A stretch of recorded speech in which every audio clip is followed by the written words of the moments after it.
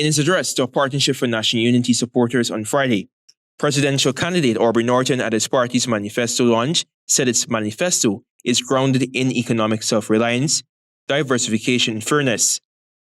He challenged the idea that Guyana's growth should be dictated solely by global market forces, urging a strategic expansion of domestic production even in industries where other nations may have a comparative advantage.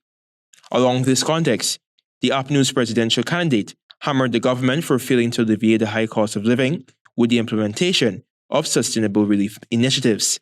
Along with the dominance of the oil and gas industry has come a redistribution of income that has led to the widening of the gap between households and a worsening of the economic situation for those already in poverty.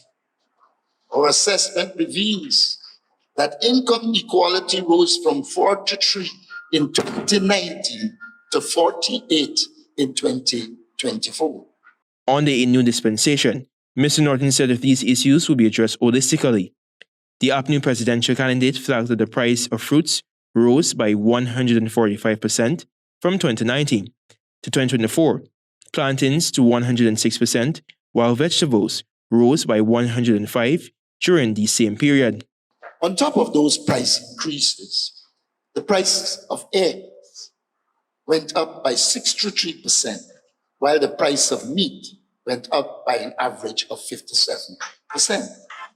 Compared to 2021, the PPC government itself informed us that the need for housing young professionals has risen by 84%.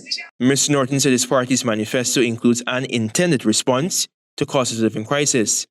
We will increase old age pension to $100,000 per month, pay child care allowance of $120,000 per year for children under school age, and for school-age children attending school. Additionally, under an Apnu government, the tax exemption threshold for all workers from earning $130,000 per month to $400,000 per month will be extended. Antonio, reporting for the HGP Nightly News.